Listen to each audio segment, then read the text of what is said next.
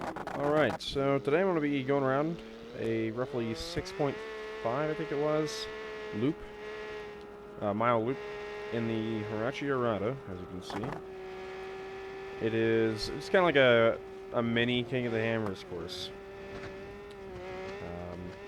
At the end of the video, I'll like hit escape, get into the tuning, and show the tune, all the settings and whatnot. This is on a Wheelam server in Beam.NG. It has the mixed tire mod. These are 37-inch Nitto trail grapplers. And yeah, but for the most part of this video, I'm just gonna let it be just game audio. So anyways, yep, enjoy the video.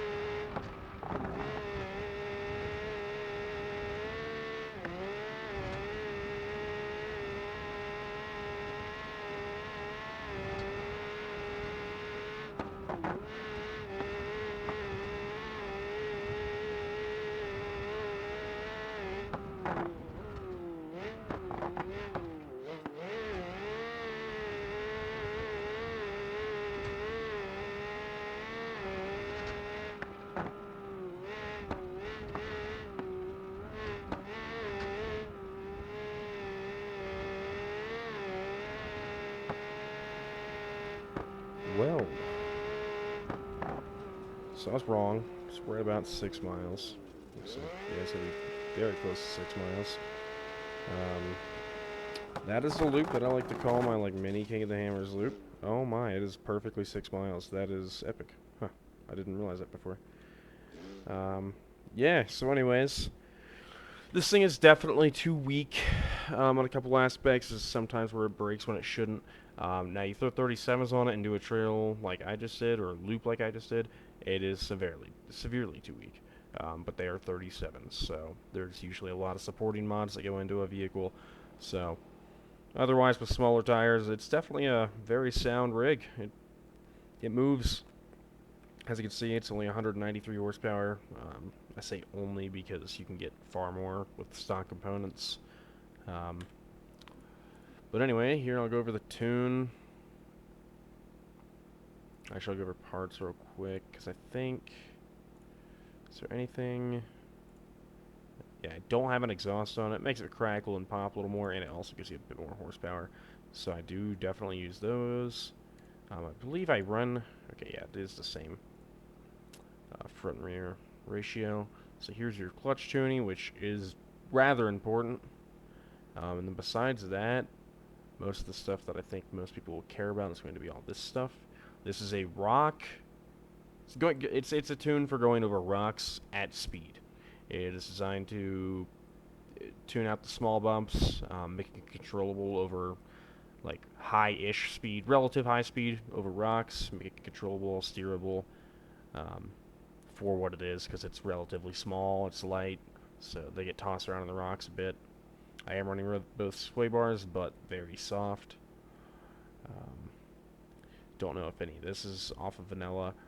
This might be disagreed upon, so the reason I run high pressures is so that the tires, because in Beam they tend to, if they're low, very low pressure, yes, they have more traction, but then they kind of get glitched into the rocks and you get way more punctures. I had 0 punctures that entire time, if I remember correctly. Maybe the one time when I hit a rock really hard, that was 100% negligent.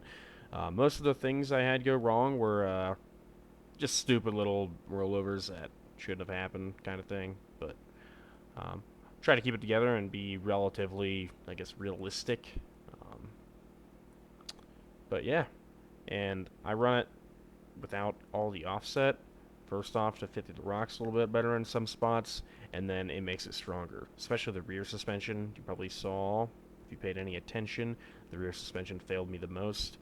If you make this any like wide at all, you just suffer nothing but failures. The top of the tire gets bent in. Um, you won't really see any visible damage, but you'll obviously, or like any bent tube or anything, but it'll obviously be very broken. I do use the rock sliders. It does seem to help you not stick on the rocks. Not all rock sliders work, but I think these ones actually do help a bit. Could totally be a placebo effect, but anyways, yeah. If you'd like to see more of this, just like driving that specific loop or driving a desert loop, or a desert tune of this, whatever it may be. I do prioritize off-roading. I'm getting much better at tuning for on-road stuff, but I wouldn't consider myself an expert by any means. Off-road is definitely my strong suit, and it's what I do in real life. It's what I enjoy. It's my passion. It's my hobby. So, yeah, if there's anything you want to see, feel free to comment, ask away. But yeah, thanks for watching. If you made it this far, I really appreciate it.